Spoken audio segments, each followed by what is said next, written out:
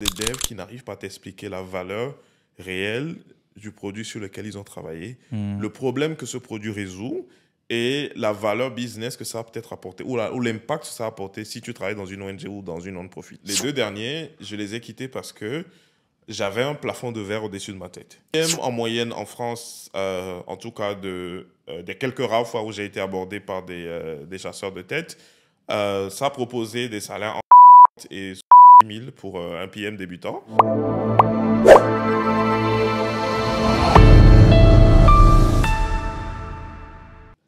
Salut Yaram, Salut Patrick, comment tu vas? ça va, super la forme, et toi? Ça va bien, de passage à Paris.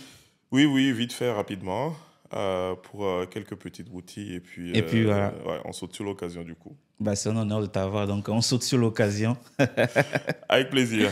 On saute sur l'occasion, donc aujourd'hui c'est le Togo qui est à l'honneur. Les Togolais, on veut vous voir dans les commentaires, allez-y commenter. Donc voilà, du coup le podcast s'appelle Product Story. Ouais. Et donc ici en fait on revient un peu sur l'histoire en fait de différents parcours d'afro-descendants ou en tout cas d'Africains. Et donc le but c'est surtout aussi d'inspirer d'autres jeunes qui montent aussi, de pouvoir comprendre déjà les métiers qui existent, comprendre aussi que voilà en fait il y a vraiment beaucoup de choses à faire et surtout aussi de savoir en fait qu'ils sont capables de tout. Donc c'est surtout ça ce qu'on fait. Et donc c'est un honneur aujourd'hui, c'est vraiment un plaisir. Donc je sais qu'il y a plein de choses dont on va discuter, que tu es prêt à en parler. Donc voilà, on est prêt. Sinon, voilà, ça dit quoi? Bah écoute, c'est un grand plaisir pour moi de m'asseoir là et de parler de product avec toi, Ouais, qui est, bon, je pense que je ne le cache pas, qui est un sujet qui me passionne depuis un certain nombre d'années. d'accord. C'est aussi pour moi un réel plaisir de partager à propos de ce sujet qui est encore assez flou parce que naturellement, bon, on va rentrer dans les détails après, Ok, parce que naturellement est un métier émergent, même s'il y en a de plus en plus, c'est un métier émergent et où le flou existe toujours autour, donc on va essayer de démystifier. Je viens pas avec la parole divine, mais je viens avec mon expérience et si ça peut aider les gens, bah, tant mieux. ok, Et puis voilà. ok, bah parfait. Donc voilà, on va plonger direct. Déjà, ce qu'on fait, on va revenir un peu sur ton parcours, Ouais. mais on va aller très rapidement. Donc toi, tu fais le collège protestant, c'est ça? Alors Au oui, lycée, je veux dire, ou au collège. ouais, Ok, j'ai fait mon collège et mon lycée au centre de Lomé à Dogan, donc pur produit du Togo jusqu'à la licence, parce qu'après ça j'ai fait IAI Togo, l'Institut africain d'informatique, dans sa représentation du Togo. Après ça, j'ai eu un mélange d'années sabbatiques et d'entrepreneuriat, on va en reparler aussi après. ok, Et puis ensuite, j'ai fait mon master au Sénégal, à l'École supérieure polytechnique. Et après ça, bah, j'ai fait un MBA à Paris qui vient à peine de finir il y a quelques mois. ok. Donc voilà, c'est un mélange de Togo, Sénégal et puis la France, Et on va puis la dire. France, du coup. Ouais, Donc déjà, big up à tous les anciens du Col Pro. exact. Et de IAI Et de Togo. IAI Togo aussi, voilà. Et, Ouais. mais du coup, pourquoi l'informatique? C'était une passion? Non, je dirais que je fais partie de la gamme d'informaticiens qui n'aiment pas coder après le boulot, qui n'est pas forcément rêveur de code. Quand je ferme mon ordinateur, je passe à autre chose. Et c'est peut-être parce que j'ai commencé assez tôt, parce qu'ayant un papa informaticien, j'ai commencé à toucher à la chose assez tôt. Donc, à un moment donné, j'en ai eu un peu marre, si on peut le dire comme ça, de faire les mêmes choses, parce que voilà. Euh, Au début, je voulais être pilote, personnel navigant commercial. Ok. Ça a été facile à abandonner parce que les formations à l'époque n'étaient pas des plus disponibles en Afrique. En Europe, ça coûtait de la blinde. Après, je me suis réorienté vers la médecine. J'ai fait littéralement 2 mois ou 2 mois et demi en fac de médecine à l'université de Lomé.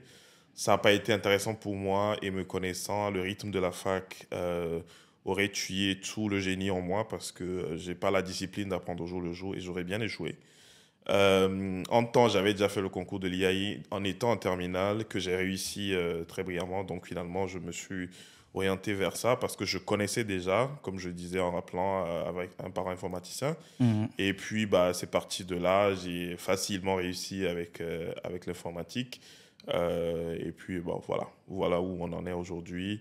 Comment j'ai quitté tout ce qui est dev, ingénieur génie logiciel pour arriver à des postes en produit. Je pense qu'on va en reparler un peu plus en détail. Ou si c'est le moment, tu me dis. Oui, non, Puis voilà. voilà, ok. Là, ça, c'est déjà intéressant. C'est-à-dire que toi, tu fais plus partie de la vague de personnes qui sont venues à l'informatique parce que tu avais un parent informaticien. Ouais. Ça, c'est déjà intéressant à savoir. Et puis, tu as parlé d'entrepreneuriat, c'est-à-dire quand tu fais de l'informatique, après ta licence, tu commences en fait à entreprendre. Ouais. Du coup, c'est quoi? C'était Panoramique, c'est ça? Alors oui, Ok. Ou bien on avant. a fondé Panoramique Créative avec mon frère et un ami, un cousin à l'africaine, comme on dit. C'était en 2012 et c'est venu d'un certain besoin d'autonomie, essentiellement. Et ensuite, d'un deuxième besoin qui est que l'homme doit travailler pour assumer ses besoins. Mhm. Nous avons fondé Panoramique avec une idée de casser un peu le code de tout ce qui est agence web et agence de com à Lomé. Puis après, on s'est étendu à d'autres horizons.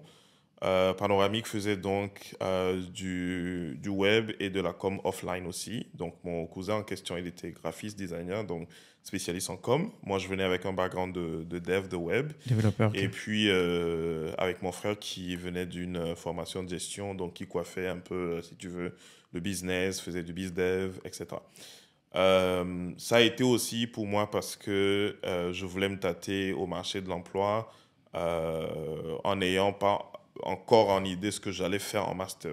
Ok. Ce qui est un peu différent d'habitude, enchaîner la licence avec le master. Donc voilà, ça a été ça. On a traîné Panoramique en le faisant, en la faisant grandir de 2012 jusqu'en pratiquement 2015 avant de la laisser mourir d'une mort naturelle, si on veut dire ça comme ça, par manque de temps pour gérer les activités.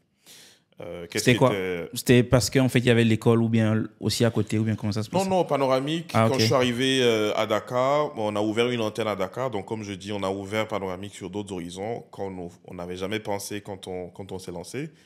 Qu'est-ce qui s'est passé ensuite? C'est que après chacun a commencé essentiellement à avoir d'autres projets qui nous prenaient plus de temps. Panoramique a commencé à avoir de la concurrence qui pour nous était vraiment quelque chose de très sain et d'apprécier parce que nous sommes arrivés avec un objectif de, encore une fois, de casser les codes et de revoir la façon dont les choses sont faites. Ok. Nous avons eu à la fois des clients institutionnels, particuliers, organisations, des agences des Nations Unies, des entreprises privées au Togo et au Sénégal, des particuliers qui voulaient des sites web, etc. Puis du jour au lendemain, il y a des agences qui se sont montées, qui faisaient La même plus ou chose. moins la même Ok. chose. Et donc l'intérêt pour nous, c'est pas qu'on a fui la compétition, mais l'intérêt pour nous a baissé à un moment donné. Est-ce que c'était le meilleur choix ou pas? J'en saurais rien, je ne saurais pas vous dire. Mais voilà, on s'est arrêté là. Mais ce fut quand même 4 bonnes années de passion, de super projets. Pour moi, sorti fraîchement d'école, de me frotter à la réalité du terrain, de se dire que la vie ne s'arrête pas juste au code. Il faut aller faire du démarchage commercial, il faut aller en rendez-vous, il faut recruter à un moment donné parce qu'on a recruté, il faut trouver des bureaux, il faut payer des salaires, il faut payer des contributions sociales, il faut payer des impôts, etc. Ce fut une aventure extraordinaire qui, je pense, a façonné ma façon de voir le monde du business et comment l'informatique s'insère comme un levier de croissance du business et qui, naturellement, je pense, m'a mené aujourd'hui au product qui est une petite combinaison de tous Ok. ces éléments-là. Et ça, principalement, c'est vraiment l'entrepreneuriat qui t'apprend un peu tout ça aussi. C'est ça? Oui, oui, totalement. Parce que là, Tu savais pas quand avant, tu es ok. entrepreneur, tu sais pas ce que tu dois faire, mais ça se dessine tout seul. Ça, c'est un. Et ensuite, de deux, tu te retrouves dans des situations où tu n'as pas assez d'argent ou assez de budget pour recruter toute une équipe. Donc, tu te retrouves à faire plus d'un poste. Donc, je me suis retrouvé parfois à être directeur adjoint ou manager adjoint parce qu'il faut quelqu'un pour représenter Apprendre sur le l'entité. tas, quoi. Je me suis retrouvé à faire du commercial, à aller parler avec des clients parce que j'étais la seule meilleure personne à parler de notre offre de web et de mobile, d'ailleurs, à l'époque. Ok. Donc, aller faire du commercial ou du technico-commercial, si on veut, à faire du service après-vente ou ce qu'on appelle vulgairement en informatique de la maintenance, de tous les sujets on a proposés aux gens, site web, applications mobiles, etc. Donc oui, ça a été super intéressant de découvrir autre chose que d'écrire du code du lundi au lundi de 8h à 8h. Ok, C'est ça. intéressant. C'est intéressant de voir comment est-ce que, en fait, déjà, même en sortant fraîchement d'école, ou bien en tout cas parallèlement, tu faisais tout ça. Et il y a un truc aussi, je me rappelle à la même période, vous avez travaillé en fait sur un documentaire Afropreneur, Ouais. Tech of Africa. C'était aussi, c'était aussi une autre collaboration, c'est ça? Ouais, alors c'était juste après. Je reviens rapidement sur Panoramique pour dire que c'est pas un acte de génie, c'était littéralement un acte de désespoir Ok, de fonder Panoramique. Il faut qu'on arrive à se dire les vérités. d'accord. Je ne suis pas dans le genre, on a commencé dans le garage, on n'avait rien, non, absolument pas. On a cherché du boulot, on n'en a pas trouvé tous les trois. Mon frère rentrait d'Europe avec son diplôme de gestion. Mon cousin et moi, on était littéralement purement, fraîchement sortis du système togolais. On a trouvé des postes à 25 000, des postes à 10 000 de stage, des postes, des stages non rémunérés, etc. Ok. Mais en sachant que pendant nos études, on avait déjà fait plusieurs projets et tout, donc on se disait qu'il fallait quand même se faire payer pour ce qu'on fait. Et c'est parti de là, on a commencé à parler à des amis, à de la famille, on fait ci, on fait ça. Et puis, Ça a il fallait découlé. mettre un nom sur le truc, il fallait déclarer, parce que pour certains marchés, il faut avoir de la paperasse administrative et légale, etc. Alors, c'était la petite parenthèse, histoire d'être Transparent. correct et transparent Voilà. sur le sujet. Afropreneur. Alors, Afropreneur est arrivé un peu plus tard dans ma vie. D'accord. C'est même pas Afropreneur, le truc, c'est Tech of Africa. Tech of Africa, oui. Alors, Tech of Africa est un média francophone qui avait été créé par quatre amis à moi. Non pas par moi, mais par eux. Et qui avait pour mission de régler un problème très simple, c'est de regrouper l'actualité tech en Afrique francophone à un seul endroit. Il y avait énormément de médias tech sur l'Afrique anglophone, sur l'Afrique australe, etc. Mais l'Afrique francophone subsaharienne était laissée derrière. Hmm. Il y avait des articles ça et là, mais qui étaient racontés, à mon avis, par les mauvaises personnes, parce que je ne vais pas citer de nom, mais les médias francophones occidentaux qui racontent ce qui se passe en Afrique, c'est généralement sous l'angle qu'ils connaissent. Et ce n'est pas forcément sous l'angle du créateur ou de l'acteur lui-même. Donc, Ok. Tech of Africa a été créé sur cette logique-là. Moi, j'ai rejoint Tech of Africa parce que passionné par le sujet en question et aussi parce que je voulais m'occuper à faire d'autres choses quand on arrivait à la fin de Panoramique et que cette étincelle en moi de développeur web commençait à s'éteindre. Euh, donc, j'ai rejoint Tech of Africa comme contributeur. Et ainsi de suite, on est arrivé je ne sais plus si c'est aux 2 ans ou 3 ans de l'anniversaire de Tech of Africa. Et puis l'idée est venue, encore une fois, par le groupe qui a créé Tech of Africa, les quatre amis à moi, 4 amis, ouais. qui voulaient, au lieu d'écrire un article pour se souhaiter joyeux anniversaire, etc., faire autre chose, qui est de donner la parole aux acteurs de l'écosystème tech en Afrique Ok. pour parler de ce qu'ils font. Ça a regroupé des entrepreneurs, ça a regroupé des managers tech, ça a regroupé des techniciens. Et nous l'avons fait sur 7 pays et 8 villes. 8 villes parce qu'au Cameroun, on a fait 2 villes, Douala et Yaoundé. Et nous l'avons fait en 2015 sous un principe de crowdfunding, donc Levée de du fonds. financement Ouais. participatif. Participatif, oui. Ça a été, je dirais, à mon avis. Le documentaire est toujours disponible aujourd'hui sur YouTube pour ceux qui sont intéressés. C'est Afropreneur, l'histoire d'une révolution silencieuse. Donc, on mettra le lien. Par, On mettra un lien dans le commentaire. exactement, Ouais. par Tech of Africa. Nous avons levé des fonds, nous avons été accompagnés par quelques gouvernements, nous avons été accompagnés par des individus, par des organisations. Et ces fonds ont essentiellement permis à l'équipe logistique, donc tourneur, caméraman, de se déplacer sur les 7 pays, De faire de parler avec les entrepreneurs, de leur laisser l'occasion de raconter leur leur histoire propre histoire. et de montrer leur histoire au monde comme étant notre cadeau au monde sur ce qui se passe en Afrique francophone et aussi de célébrer l'anniversaire de Tech of Africa par la même occasion. Ok.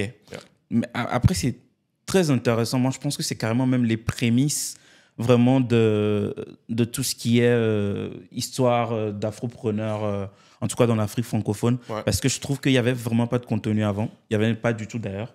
Donc, moi, ça m'avait marqué à l'époque. Et surtout même la campagne de crowdfunding aussi, je me Ouais. rappelais très bien à l'époque. Et donc, ouais, c'est vraiment les prémices de tout ce qu'on fait là aujourd'hui. Et aujourd'hui, voilà, on rend grâce qu'il y a beaucoup plus une plateforme où beaucoup de gens s'expriment, beaucoup de gens parlent vraiment de leurs produits, des entreprises qu'ils ont Ouais. fondées et même de leur parcours. Parce que moi, je tiens toujours aussi à préciser qu'il n'y a pas que l'entrepreneuriat, le salariat aussi, en fait, en vrai. Et moi, je suis un gros adepte du Du salariat. Même salariat. si j'ai commencé mon aventure professionnelle par l'entrepreneuriat, je suis un gros adepte du Voilà. salariat parce qu'étant fainéant et en voulant faire les choses simplement et rentrer chez moi dormir, Ouais. par exemple. Donc, Ouais, donc oui, c'est essentiellement ça. Take Off Africa a été OK. ça, Afropreneur a été ça. Les gens nous ont dit que vous êtes fous. Le financement participatif à l'époque, c'était un mythe. Enfin, pas inconnu, mais encore à ses Je crois que c'est en débuts. Afrique francophone un peu plus. Voilà. Voilà, les gens y croyaient pas du tout. Ils nous ont dit ça va jamais marcher, etc. Allez parler aux gens, par quelle légitimité les gens vont vous répondre, etc. On a eu toutes sortes de feedback, certains positifs, les autres négatifs, mais il faut parfois aller se cogner au mur et puis se dire bon, on a bien fait ou on a mal fait, ou alors on peut faire mieux et on apprend de cette expérience-là. Donc, Mais bon, en tout cas, heureusement, vous n'avez pas lâché. Donc, pas c'est du ça tout, pas l'essentiel. du tout. Ouais. Et donc, du coup, tu continues ta carrière d'informaticien, de développeur, ou Euh, tu fais déjà la transition à cette période-là? Alors, je pense que à cette période-là, j'étais toujours dev. Je travaillais pour une ESN, OK. une entreprise de services numériques pour être plus clair, à Dakar toujours. Puis, je commençais à m'ennuyer et donc j'ai eu le premier projet qui me fait passer ou basculer en product de façon officielle parce que après, avec le recul, je me rends compte que j'en faisais depuis un moment. Euh, et ce produit-là, ça va être un dictionnaire médical. OK. Donc, ma première expérience formelle de product management a été dans la santé, ce qui explique aujourd'hui que j'ai un fort attrait pour les produits digitaux pour la santé.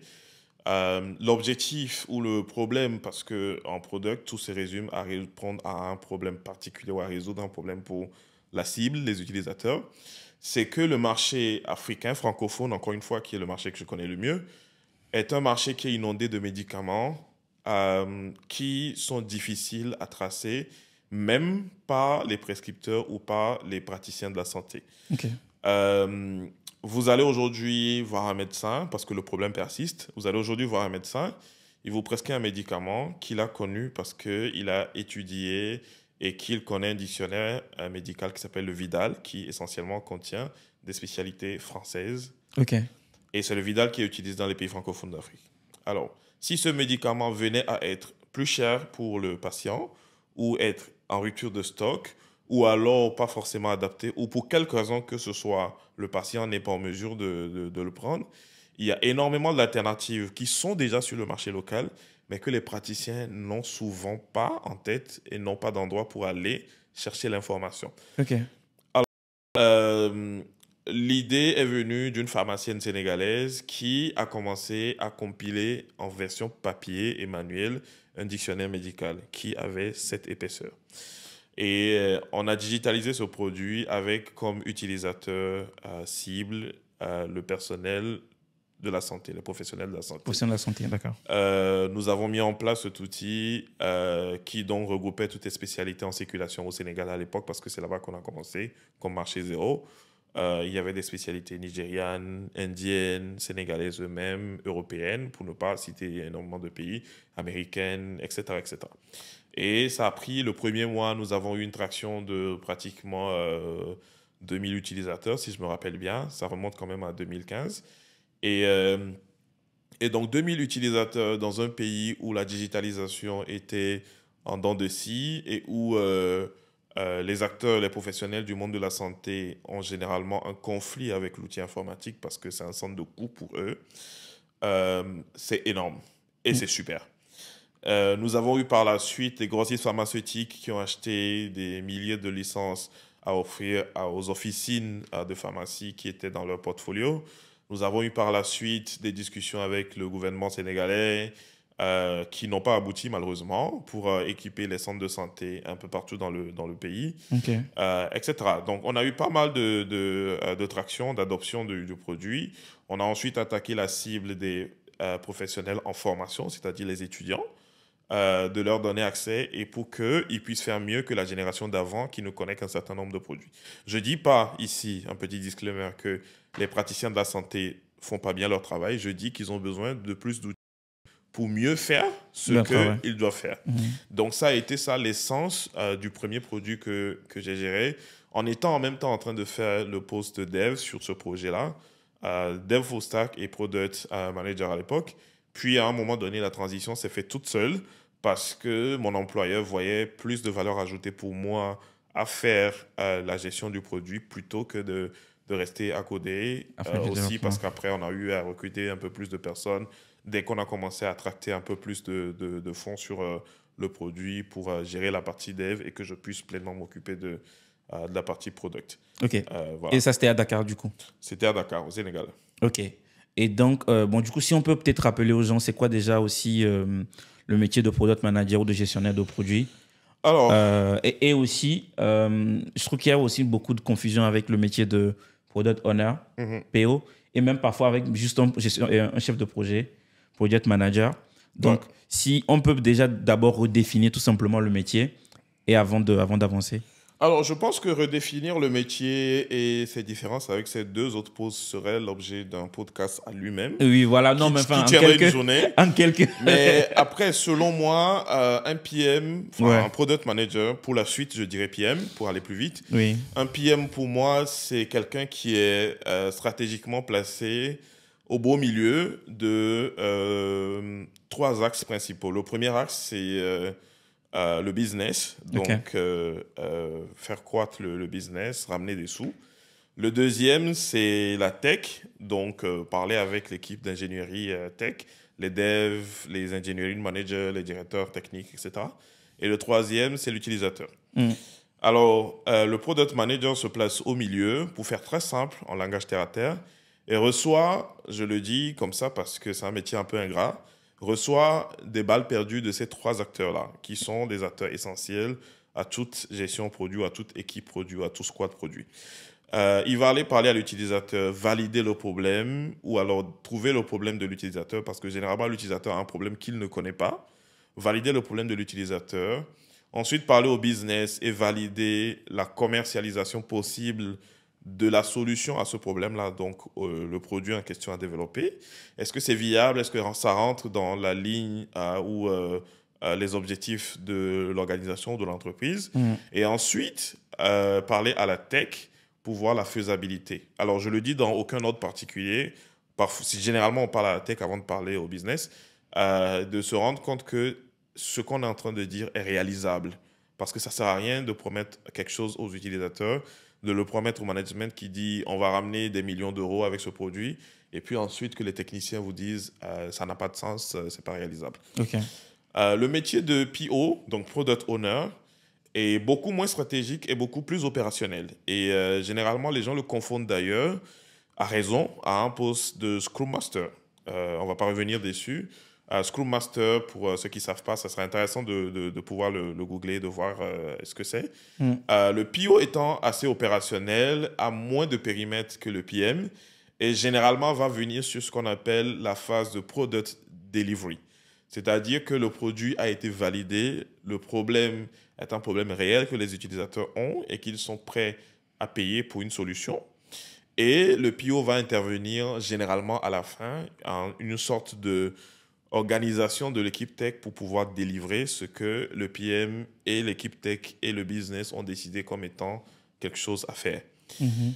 Le chef de projet, qui est un métier ancien et à la peau très lourde et très difficile et qui persiste aujourd'hui, à raison d'ailleurs, est par contre un métier assez différent du product manager dans le sens où le chef de projet peut manager des gens alors que, le product manager essentiellement dans le poste n'est pas un manager. Il C'est- manage un produit, il ne Mhm. manage pas des Des devs. personnes, ouais.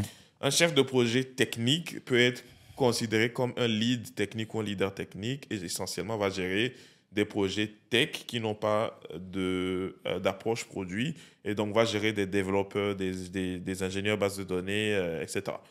Le chef de projet a une limite très fine avec le chef produit parce que beaucoup de boîtes font du produit sans le savoir et appelle par chef de projet quelqu'un qui fait du product management. Ok. Ce qui rend aujourd'hui la transition facile aux chefs de projet de devenir des product managers s'ils le veulent ou des chefs produits s'ils le veulent. Les PO peuvent aussi évoluer vers des postes de product manager. Et ce poste, personnellement, je ne l'aime pas. Et dans toutes les boîtes où je suis passé, où j'avais un pouvoir de décision ou d'influence, je n'ai jamais recruté de PO et je n'en recruterai jamais pour le principe de... Pourquoi? C'est un poste qui est flou, qui est beaucoup plus flou que le poste de product manager qui en lui-même est déjà flou.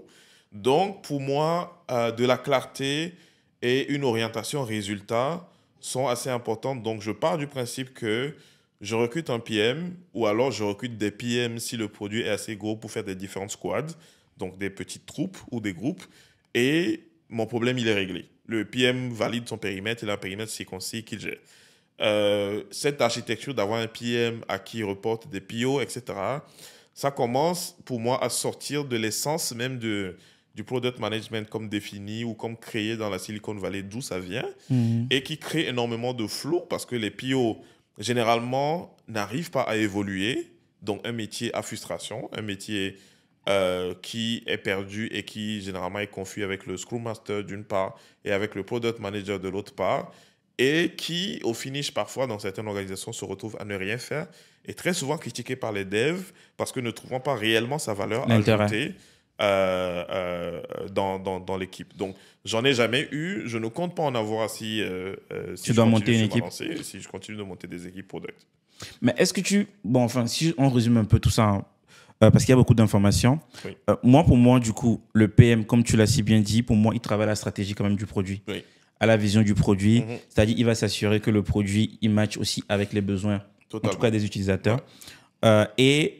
C'est un produit aussi qui permet de réaliser des profits. Ouais. On est d'accord sur ça. Donc, c'est quand même un rôle quand même au milieu central, business. Totalement. Et du coup, ça, c'est validé. Mais tu ne trouves pas que le PO, lui, il est beaucoup plus dans l'implémentation et c'est lui qui va plus travailler avec les développeurs, c'est-à-dire pour s'assurer que le produit, en tout cas la vision qui a été définie par le PM, qu'on puisse avoir peut-être un backlog ou bien avoir en tout cas de pouvoir implémenter un produit qui puisse matcher avec tout ça.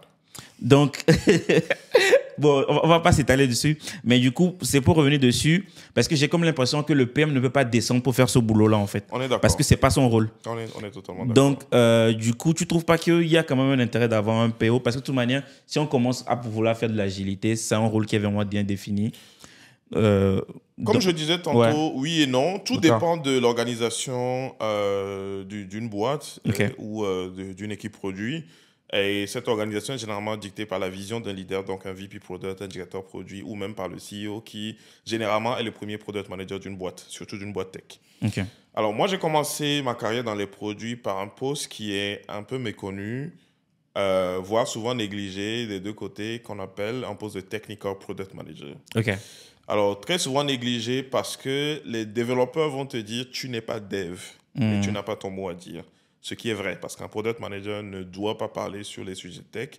Et c'est la plus grande frustration que tu peux avoir quand tu fais la transition de dev à produit. Et aussi parce que les product managers vont te dire, écoute, toi, tu es technicien, tu ne maîtrises pas la partie stratégique et stratégie business du truc, donc vas-y, laisse-nous faire.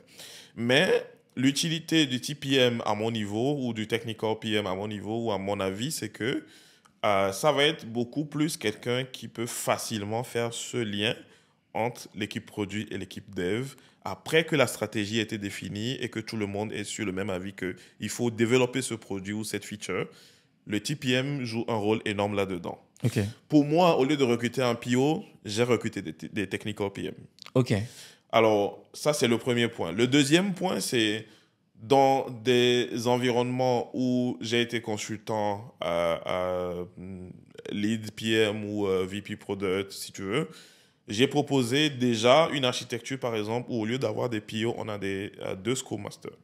Parce que ce dont tu parles, qui est l'opérationnalisation, qui est d'organiser toute l'agilité du produit, etc., en vérité, c'est un travail de Scrum Master. Okay. Et donc, j'ai recruté des Scrum Masters pour faire ça. Et le PM reste sur sa partie stratégique de s'assurer que le produit est dans la ligne droite de répondre aux besoins spécifiques qu'on avait détaillés et d'avoir une roadmap qu'on suit qui est, après avoir répondu à ce problème initial qui est généralement tout petit, comment on répond aux problèmes plus gros, par exemple. Que ce soit, je prends un exemple tout bête, quand on prend le domaine de la fintech, beaucoup ont fait des paiements. Ok. C'est la plus petite partie du problème. C'est de permettre aux gens, surtout dans les pays en voie de sous-développement, permettez-moi de le dire, de pouvoir payer parce que les gens n'ont pas de carte bancaire, parce que la bancarisation est un problème essentiel. Est-ce qu'on peut rappeler déjà, quand tu parles de fintech, peut-être un produit, redéfinir un peu Alors, un fintech, exemple? c'est Voilà. l'utilisation, c'est la combinaison de technologie et de finances. Donc, c'est des produits qui sont à l'intersection de finances et de technologie, des startups qui sont au juste milieu, qui proposent des produits financiers digitaux. Ok. Donc, ça va être du mobile money, par exemple, ça va être, je sais pas, Orange Money, ça va être Paydunia, etc. Ce Jamo genre en de- Côte d'Ivoire, je Jamo en crois, Côte voilà. d'Ivoire, etc., qui sont à la mode actuellement. Donc, le premier problème à résoudre, c'est de payer, c'est d'offrir la chance aux gens d'avoir leur argent quelque part et de pouvoir payer d'abord chez le commerçant local, ensuite en ligne, etc. Le deuxième plus gros challenge pour moi, comme je dis, auquel le PM va se fronter, c'est on aura résolu le problème du paiement, et ça, je cite Tidjane Dem, un des doyens, si tu m'entends, coucou à toi, qui l'a dit quand on a fait Afropreneur, donc depuis 2015, et qui est un problème qui résiste aujourd'hui et que je pense que Wave a résolu, c'est de pouvoir payer jusqu'à pouvoir payer 100 francs CFA ou 50 francs CFA, 10 centimes, 20 centimes d'euros de façon dématérialisée. Hmm. En Ok. France, on peut facilement payer 1 centime ou 2 centimes, j'exagère si on veut, avec sa carte bancaire en ligne.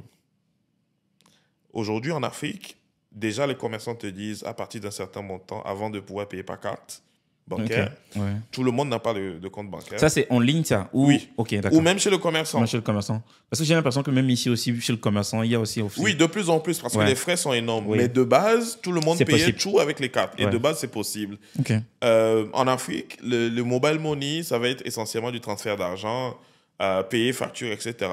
Mais quand on va pouvoir digitaliser l'économie informelle, je m'arrête au coin de la rue pour acheter des dates, pour acheter des cacahuètes, etc.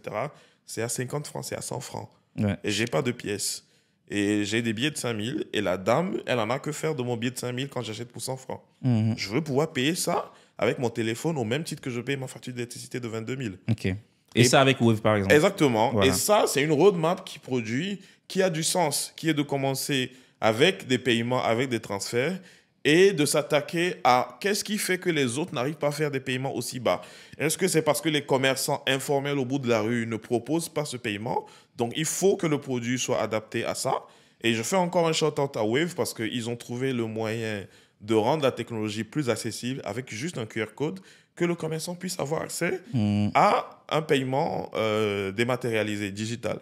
Et donc ça, pour moi, c'est le rôle d'un product. C'est la partie delivery qui est continue. C'est pas parce qu'on a sorti un produit que les gens utilisent qu'il faut croiser les bras ou il faut se dire que ça y est, on a réussi, on a construit un château. Non, c'est parce que le problème qu'on vient de résoudre va créer d'autres problèmes. Ou alors va faire que le client va avoir d'autres exigences plus particulières. Hmm. Comment on répond aux exigences, comment on anticipe d'ailleurs l'exigence. C'est là où on revient aux trois axes que j'ai cités, y compris la partie users. Yeah. Donc, c'est là où il faut aller parler avec l'utilisateur de façon constante et voir quels sont les autres besoins qui ont émergé après la résolution ou la solution à son premier Son besoin. premier problème. Et ça, c'est l'intérêt pour généralement les devs qui se posent la question de quel est le rôle des product managers, de savoir que, généralement, les devs ne vont pas quitter leur ordinateur pour aller parler aux utilisateurs sur le terrain. Ceux qui ont étudié l'informatique à l'ancienne, en mode miage, ils savent le faire, mais les nouveaux ne savent pas. Parce qu'en miage, tu vas aller faire miage. La recherche terrain. Voilà, méthode informatique appliquée à la gestion Ouais. des entreprises, c'est ça qui est miage. Vont aller faire étude de l'existant, proposer des solutions, etc. Mais même ça, tout le monde n'aime pas le faire. Moi, en tant que dev, j'ai jamais aimé faire ce truc. Ouais. Et beaucoup n'aiment pas. Et ça, par exemple, c'est l'intérêt d'avoir un PM dans l'équipe qui va faire ce travail. Qui va faire ce travail. Les devs, tu les mets devant un décisionnaire. Quand je dis décisionnaire, c'est le management, le CEO, Le board, quoi. VP, Ok. etc. Tout ce qu'ils vont pouvoir expliquer, c'est la technologie à utiliser. Le décisionnaire s'en fout de si vous utilisez le dernier framework ou si vous utilisez du COBOL ou du Pascal. Ce qui l'intéresse, c'est est-ce que la solution est viable, est-ce qu'elle est maintenable, Et si on réalise des profits? voilà, et est-ce qu'elle ramène des sous. Voilà. Et ça, il faut quelqu'un qui comprenne et la tech et le business pour le Pour le faire. faire. Et c'est là où le product intervient encore. Bref, on a passé un peu de temps à définir le PM. J'espère que j'ai répondu à la question. Oui, non. En tout cas, à mon avis. Oui, ça a été. Et puis voilà. En fait, c'est très bien aussi que tu rappelles en fait la confusion au niveau des développeurs qui ne trouvent pas forcément parfois très important ce rôle et qui pensent que c'est pratiquement la même chose que le PO, etc.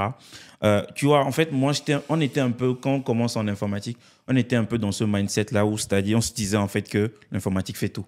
C'est-à-dire, quand tu commences à coder, tu te dis en fait que. En fait, je crois que ça vient aussi du fait que dès que tu commences, en tout cas à l'époque, il y avait des boîtes comme, comment on appelle, Google.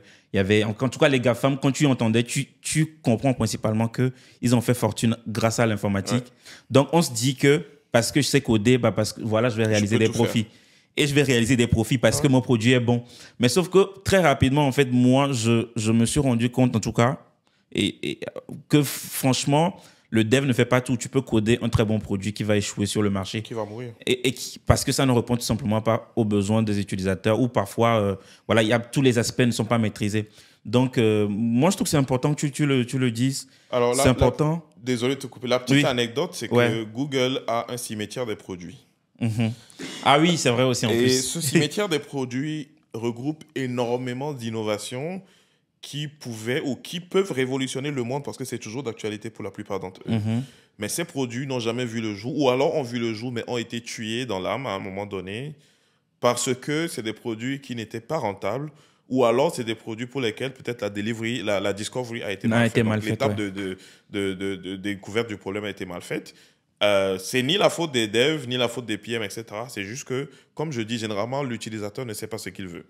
Ou alors, généralement, on se projette en se disant... C'est en le timing, tu veux dire? Oui. Et on se rend compte qu'on a développé quelque chose pour lequel le marché n'était pas encore prêt. Ou alors, le temps de développer le truc, le marché a évolué. Et puis, c'est tout. C'est aussi simple que ça. Et pendant longtemps... ces produits-là vont persister, on va essayer de les pousser, on va essayer de les redorer, de faire une V2, une version 2, etc. Puis après, la partie encore ingrate du métier de PM dont je parlais, c'est il faut avoir la tête froide et de se dire, ce truc, c'est une perte de temps pour tout le monde et c'est une perte d'argent pour mon employeur ou alors pour moi, même si je suis un CEO, et qu'il faut peut-être le tuer dans l'âme et qu'il faut faire autre chose, ou alors il faut pivoter carrément. Parfois, certains pivots tuent le produit original. Parfois, le pivot va rajouter une valeur sûre ou une couche supplémentaire au produit original, etc. etc. Donc, c'est essentiellement des décisions qui doivent être prises par le PM sur la base de données qui sont confirmées, qui sont exactes, qui existent et qui confirment ou non si le produit en vaut toujours la peine ou pas. Et donc, d'aller expliquer à des devs qui ont passé 6 mois, 1 an à développer un produit que malheureusement, ce produit va être tué. Et ce n'est pas la joie. Et ça, ce n'est pas une décision littéralement qu'un dev, en tout cas, encore une fois, je ne parle pas pour tous les devs, je parle pour ce que j'ai de mon expérience, qu'un dev va prendre tout seul qui est de dire j'ai passé 1 an sur ce produit, je vais le laisser tomber. Parce qu'on a tous ce rêve-là que le code que j'ai écrit va me rendre millionnaire ou alors que le code que j'ai écrit va sauver des vies pour ceux qui ne sont pas forcément intéressés par l'argent. Donc, voilà. Bon, non, c'est bien clair. J'espère aussi, en tout cas, que ceux qui nous suivent, en tout cas, ont compris. Et d'ailleurs, n'hésitez pas en commentaire si vous avez des questions ou si peut-être il y a des zones d'ombre ou même votre définition à vous. Peut-être que vous avez un autre point de vue. Voilà, on n'a pas la science infuse. Donc, voilà. Voilà, n'hésitez pas à nous dire en commentaire. Donc, voilà. C'est un métier qui gagne bien? Je dirais oui. Alors, moi, je ne suis pas de ceux qui font tabou de salaire parce que j'estime que il faut pouvoir être payé à la hauteur de ce qu'on apporte comme valeur à l'entreprise. D'accord. J'ai dit l'année dernière au DevFest du GDG de Lomé que au lieu d'être des développeurs, soyez des product engineers. Autant que les devs, les métiers de product manager gagnent plutôt bien leur vie. Alors, je dirais, en France, j'ai vu énormément de boîtes recruter des PO là où il fallait forcément un PM. Et donc, naturellement, la compensation, enfin, la rémunération va avec le titre du poste. Donc, le PO n'est pas autant payé qu'un PM dans la normalité des choses. Sans te couper, tu penses que beaucoup de boîtes aussi ne comprennent même pas d'ailleurs la pertinence du métier? Naturellement. Cette culture produit vient d'arriver de plus en plus dans les pays francophones. On prend ce qu'on veut prendre, on laisse ce qu'on veut laisser. Parfois, on laisse les plus importantes parties et on prend les parties qui ne sont pas les plus percutantes. Pour revenir à la question des rémunérations, Les PM, il y a donc deux tracks, il y a donc deux chemins, le chemin individualiste comme dans tout métier, comme dans les devs aussi, et puis il y a la partie managériale. La partie individualiste, tu vas finir principal product manager ou bien lead product manager, etc. et tout, ou senior product manager. Et la partie managériale, c'est de faire PM ou de commencer parfois associate PM, de faire PM et ensuite senior PM, lead PM, head of product, VP product, director of product, executive VP product, etc. Un PM en moyenne en France, en tout cas des quelques rares fois où j'ai été abordé par des chasseurs de tête, ça proposait des salaires entre 50 et 70 000 pour un PM débutant. Et en évoluant dans ma carrière, j'ai eu des propositions jusqu'à 90, 100 000 euros. Je ne dis pas que c'est la norme, mais ça existe. Un PM qui prend la track individual, qui veut pas être manager d'humain ou de business unit, malheureusement dans les pays francophones ne va pas beaucoup évoluer parce que on a cette culture de quand tu grandis dans ta carrière, tu deviens manager. Hmm. Et donc voilà.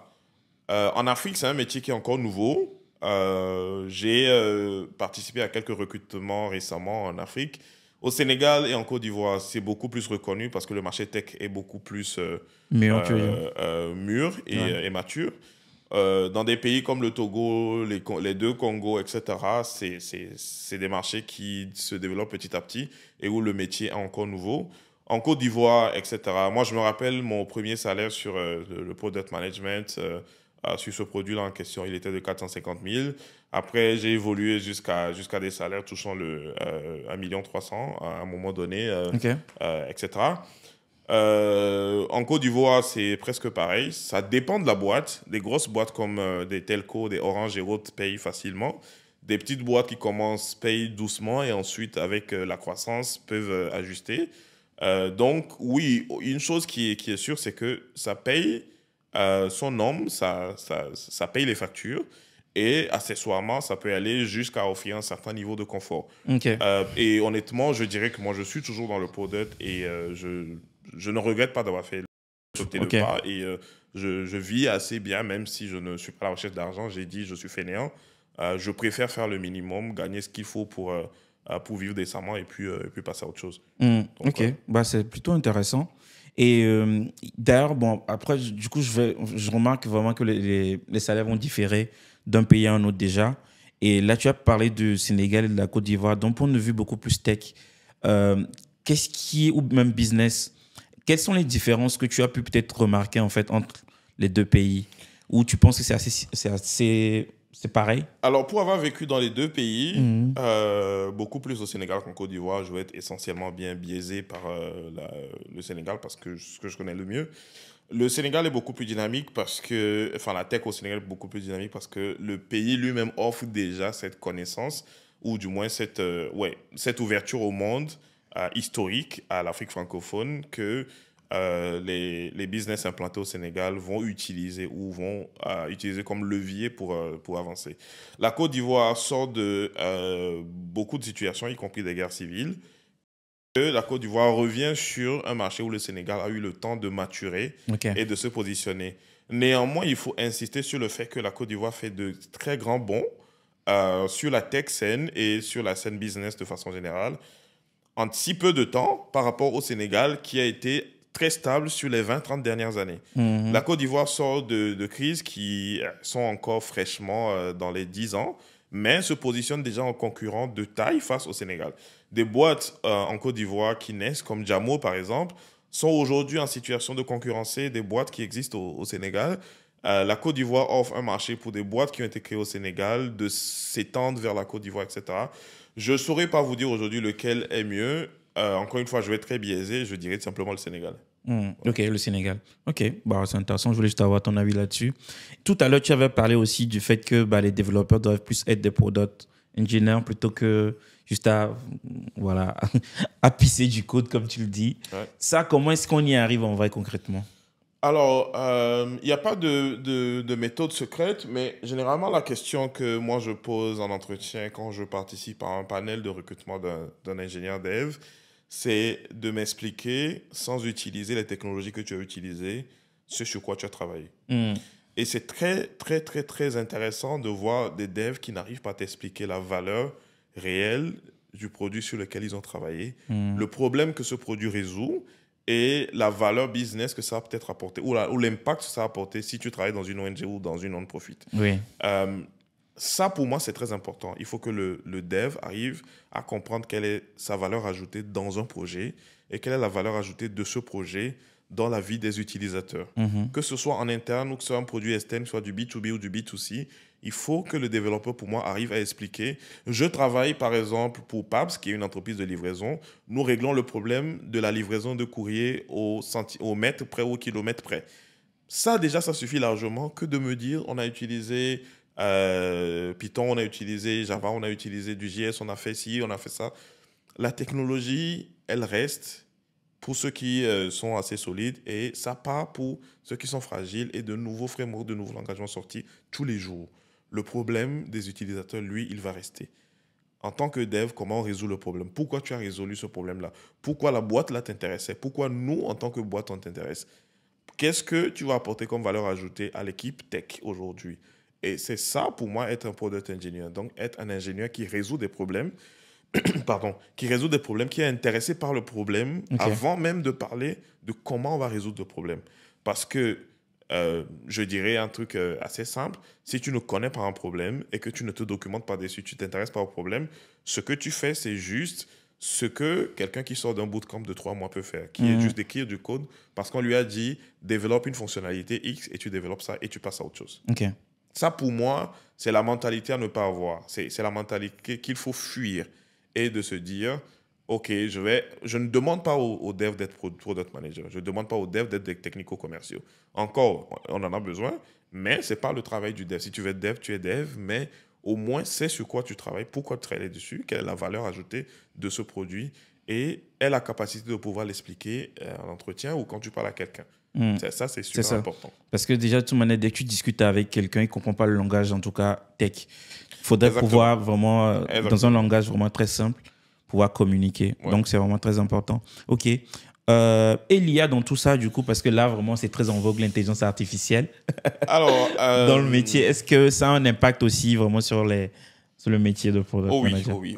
J'ai la petite larme là parce que c'est mon sujet du moment. Ah ouais, OK.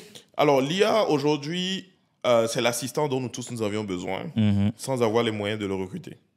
Je vais le dire comme ça. Et l'IA ne va pas prendre votre boulot, mais celui qui sait utiliser l'IA comme étant son assistant va prendre votre boulot. Que ce soit dev, que ce soit product, que ce soit manager, que ce soit directeur, que ce soit CEO, celui qui sait utiliser l'intelligence artificielle va prendre votre boulot. L'intelligence artificielle en elle-même reste artificielle et ne pourra pas faire X ou Y sans l'intervention d'un humain. Je reste persuadé que le boulot d'un PM est d'abord un boulot assez, je dirais, artistique, qui demande de réfléchir et de rêver parfois en se disant, voilà le problème que telle personne a, je veux pouvoir résoudre ça. Et ça, c'est des trucs que l'IA peut t'aider facilement à faire. Le PM analyse énormément de données, en tout cas devrait analyser énormément de données pour supporter les décisions qu'il prend. Et on peut aller facilement et rapidement en utilisant l'intelligence artificielle pour analyser ces données-là, par exemple. On peut utiliser l'intelligence artificielle pour aider à rédiger des product stories, par exemple, ou bien des product requirement documents, des documents de spécification produit. Ça, quelqu'un qui le fait va plus vite et fait des trucs plus intéressants que celui qui ne le fait pas. Je n'encourage pas les gens à utiliser l'IA s'ils n'aiment pas. Chacun a sa façon de voir le sujet.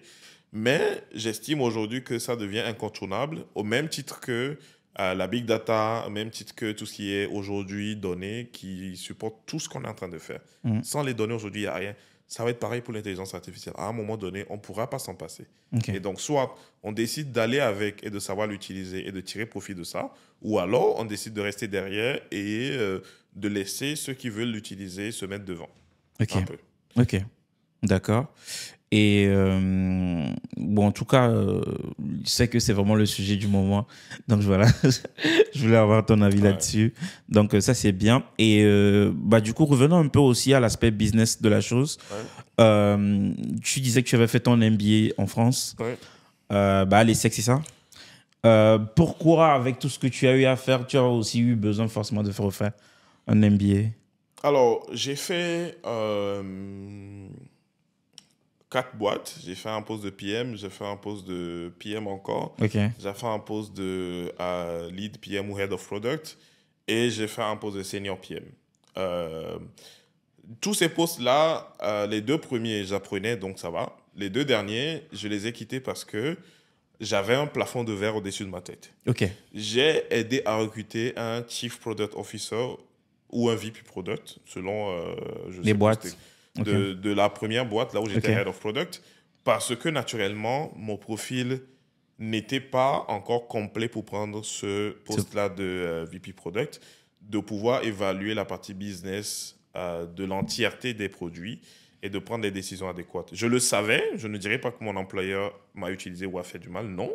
Ils m'ont fait du bien parce qu'ils m'ont ouvert les yeux sur ce qui me manquait à mon profil pour arriver là où je voulais aller. Ils te l'ont dit directement, mais c'est toi-même qui l'as réalisé. Non, ils me l'ont dit, que Ah, c'est la d'accord, raison ok. pour laquelle je n'ai pas été pris pour ce poste-là. D'accord. J'ai recruté mon superviseur, j'ai travaillé avec lui, enfin avec elle, et ensuite avec lui parce qu'elle a été remplacée par un homme après un an. Et je me suis rendu compte qu'effectivement, il faisait des choses que je ne comprenais pas. Ok. Donc, la première étape de la connaissance, c'est de savoir ce qu'on ne connaît pas et d'aller chercher cette connaissance. Ça a été exacerbé en 2020. Je suis revenu dans la santé, développer des produits pour Covid spécifiquement, pour les gouvernements. Donc, je suis sorti du commercial pour rentrer dans le non-profit.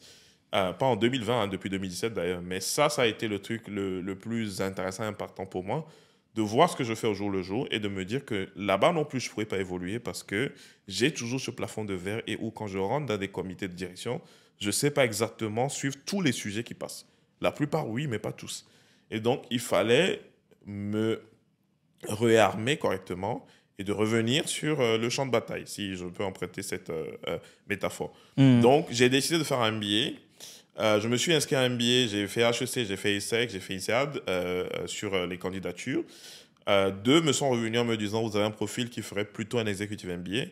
INSEAD m'a gardé pour le MBA. Pour certaines raisons qu'on n'a pas le temps de discuter ici, j'ai accepté de faire mon executive MBA à ESSEC D'accord. en me positionnant, me spécialisant sur essentiellement tout ce qui est management de façon générale et stratégie de façon particulière parce que c'est une bonne partie de tout ce qui est produit tourne autour de la stratégie. Donc, ça a été ça l'essence de mon executive MBA que j'ai fini en septembre 2024, du coup, il y a quelques mois, et qui, je peux facilement le dire, m'a ouvert quand même un certain nombre de portes, j'avoue. Ok. Tu penses qu'arriver, en tout cas, tout le monde arrivé à une certaine étape va forcément se heurter à un plafond de verre. En tout cas, si on vient d'un profil beaucoup plus tech, est-ce que tu penses que sans vraiment une formation MBA ou bien sans cet aspect business, on se heurte tous à un plafond de verre? Non, non, Pas forcément, ok. je pense pas. Ok. Je pense absolument pas. Je pense qu'il y a quelques rares qui auront besoin de formation supplémentaire et qui doivent avoir l'honnêteté de se dire à eux-mêmes, j'en ai besoin. La plupart vont venir et vont apprendre sur le tas et vont s'y faire avec. Moi, je sais, comme je le disais tantôt, j'ai fui la fac de médecine parce que je n'ai pas cette discipline-là.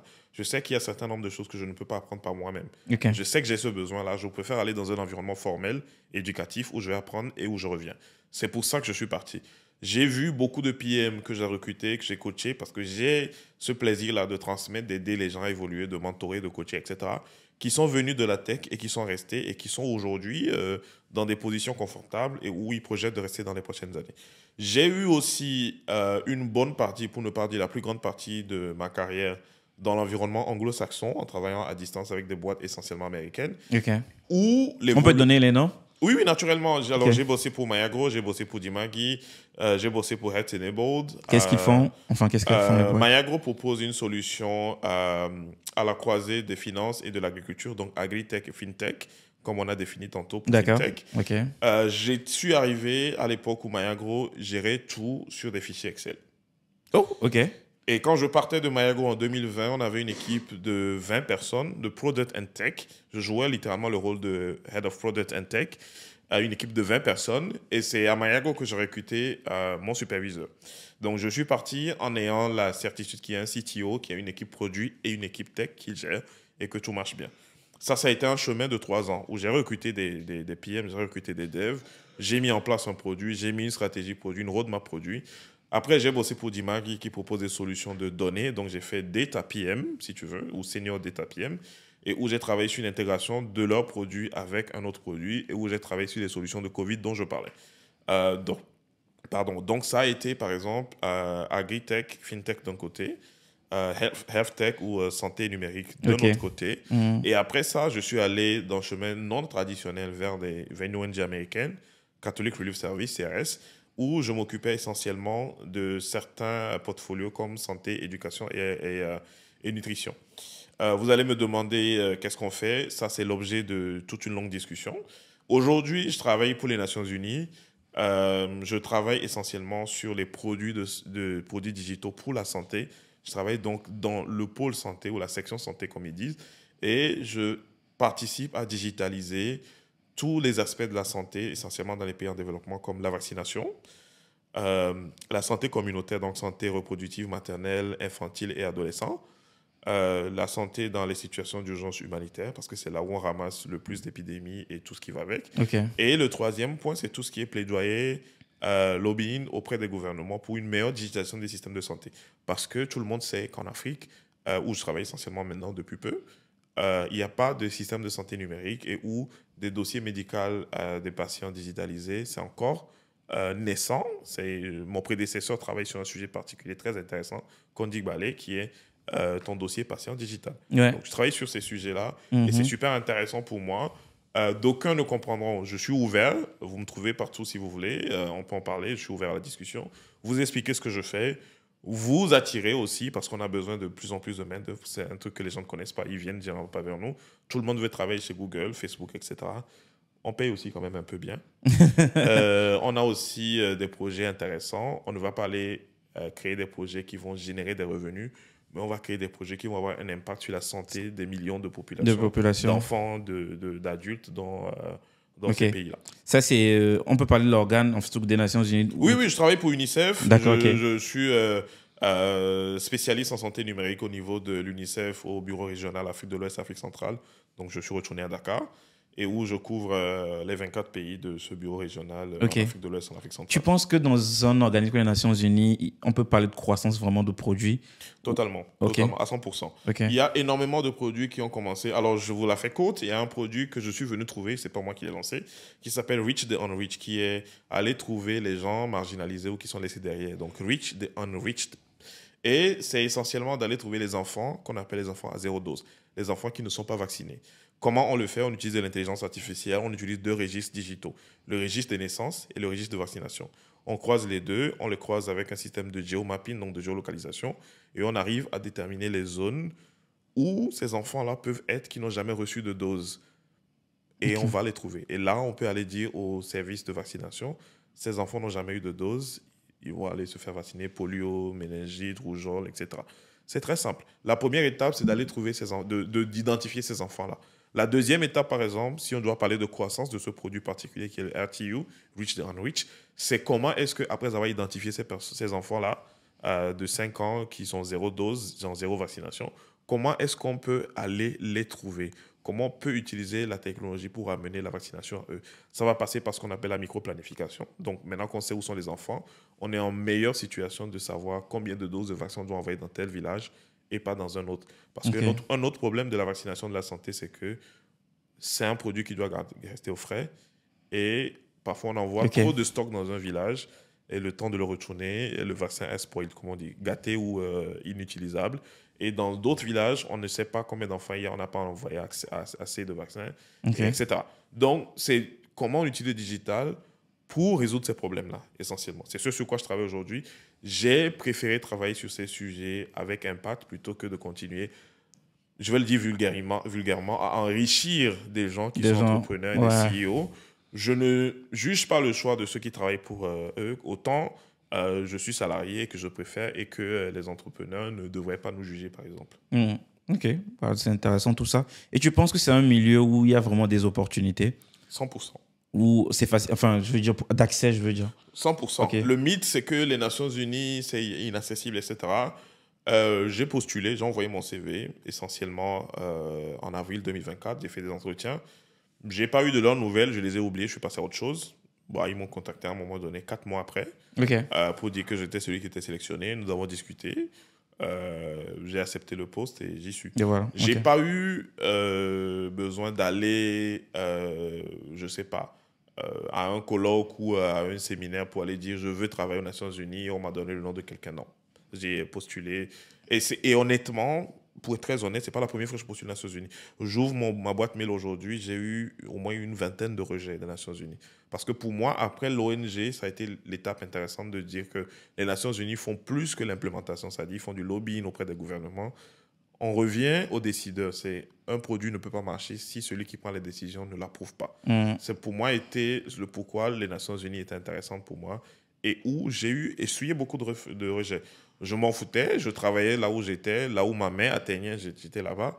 Et dès que je trouvais une opportunité intéressante, je continuais de postuler. Okay. Et puis bon, ça a Et fini puis après, par ça a payer. donné ça. Exactement. Ok, bah, en tout cas, on a bien échangé. On Le parlait plaisir. tout à l'heure de plafond de verre. Ouais. En gros, en fait, ici, on a un rituel, c'est-à-dire que bah, tu réponds à la question de l'invité précédent OK. et derrière, en fait, tu poses une question pour l'invité suivant. Et Ouais. du coup, l'invité précédent, sa question, c'était c'était en 2 volets, du coup. Donc, il disait, si c'était Hassan, du coup, que je salue au passage, si jamais tu n'as pas encore investi dans ton pays d'origine, pour quelles raisons tu ne l'as pas encore fait et qu'est-ce qui t'empêche de le faire? Mhm. Ou maintenant, si tu l'as déjà fait, quel conseil tu donnerais à un jeune Africain qui rêve grand, mais il a l'impression qu'il a toujours un plafond de verre au-dessus de sa tête? Alors, pour moi, ça va être le deuxième cas parce que bon, j'ai Bon, du coup, commencé tu as déjà investi, ma vie voilà. à créer Panoramique, à faire Voilà. des choses. Et même sur le plan personnel, bah, j'ai eu pas mal à faire. Donc, je dirais, quel conseil je donnerais à un jeune ou whatever, je dirais, de se lancer. Il faut prendre des risques parce que sans les risques, on a rien. Comme on dit, qui ne risque rien n'a rien. Mhm. S'asseoir dans sa zone de confort en faisant les mêmes choses et en espérant des résultats différents, ça ne marchera jamais. Ok. Donc, il faut essayer autre chose, il faut sortir de sa zone de confort. Mais comment, du coup? Bah, en tentant. Ok. Comme je dis, moi, je me suis levé un jour, j'ai postulé chez Mayago, qui est la première boîte américaine pour laquelle j'ai travaillé à partir de 2017. Donc, ça fait 7 ans que je suis là-dedans. Mon anglais était l'anglais que j'ai appris à l'école. Même si je sais que j'étais un peu au-dessus de la mêlée en termes de comprendre ce qui se disait. J'ai fait les entretiens en anglais. Et puis j'ai fait mon CV en anglais qui, aujourd'hui, quand je regarde ce CV, je me disais il était bien bancal et que la dame a eu vraiment pitié de m'appeler en entretien. Ok. Donc, oser, essayer. Et puis voilà, le pire qui puisse arriver, c'est que vous vous cognez à un mur et que au-delà de la douleur ou de l'échec, on apprend quelque chose. Ou alors, si c'est un entretien ou une demande, le pire qui puisse arriver, c'est qu'on vous dise non. Et quand on vous dit non, en tant qu'ingénieur, généralement, c'est comment je fais ça moi-même. Et puis voilà. Mm. Donc oui, osez, entreprenez si vous voulez. Allez chercher du boulot chez cette boîte qui vous plaît depuis 5 ans, si c'est là qui est votre bonheur. Ok. Mais en tout cas, osez essayer et puis ça donnera quand même à un moment donné.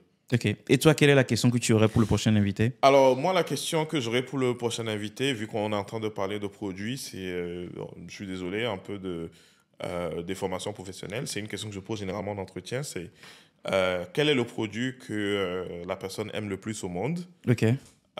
Et si cette personne était PM dans cette boîte-là, quels seront les 1 ou 2 axes d'amélioration de ce produit-là sur lesquels la personne voudrait travailler? Ok. Et si la personne n'est pas PM, parce que nous, on reçoit tous les métiers Alors, beaucoup. si la personne n'est pas PM, Voilà. essentiellement, je suis sûr à 100% que quelqu'un qui vient dans ce podcast est quand même un féru du digital à un moment donné. Oui. Quelle est l'appli ou quel est l'outil que tu aimes le plus et quels sont les axes d'amélioration que tu pourrais Que tu proposer? pourrais proposer. C'est D'accord. tout, c'est aussi ça. Ok. Intéressant. Est-ce que toi, il y a un jeune qui t'inspire en ce moment, ou en tout cas globalement, même dans ta vie et tout? Alors, je dirais pas qui m'inspire, etc. Et je sais pas non plus si ça va être jeune. Je parlerai plutôt d'une boîte Ok. Une boîte, ok. africaine, Ok. bon, entre guillemets. C'est Gozem, Ok. que je trouve assez intéressant sur un marché sur lequel ils ont commencé, qui est un marché compliqué, le Togo. Mais qu'ils ont quand même réussi à s'imposer sur ce marché-là, à s'étendre ailleurs. Donc vraiment, big shout-out à Gozem qui résout un problème particulier qui est le transport et le déplacement en Afrique Ok. francophone où ils sont aujourd'hui et qui va au-delà aujourd'hui de ce transport-là qui devient une super app un peu, qui fait un peu de tout. C'est ce genre d'innovation qui pour moi, dont on a besoin et qui sont utiles et importants dans le monde d'aujourd'hui. Donc, un big shout-out à Gozem. Et je le fais parce que j'ai eu essentiellement à faire un entretien product avec eux. J'y ai pas été parce que j'ai pas voulu déménager au Togo. Mais le PM qui est là aujourd'hui, qui est le Head of Product, Martial Convi, qui est un Togolais, honneur au Togo aujourd'hui. Oui, Je voilà. fais aussi un big shout-out tout le travail immense qu'il est en train d'abattre depuis les 2-3 ans où il est à Gozem et toutes les modifications. On te voit, le grand frère, on voit tout ce que tu fais. Shout out, big up à toi. On est très content de ça, donc voilà. Ok. Bon, en tout cas, merci à toi. Merci à toi aussi. On a beaucoup échangé. Totalement. Et voilà, tu crois que les vérités cailles sont sorties? Ça dépend. Sous quel angle on voit la chose.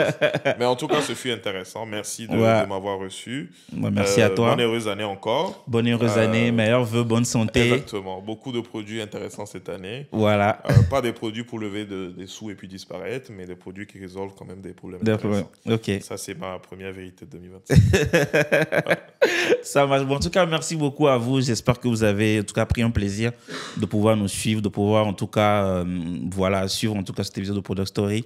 N'hésitez pas en tout cas à mettre un commentaire de ce que vous avez retenu.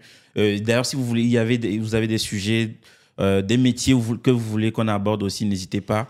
En tout cas, cette année, on va apporter beaucoup plus de pédagogie dans les épisodes, recevoir des gens qui ont un peu plus d'expérience, qui vont venir nous parler en tout cas de leur métier.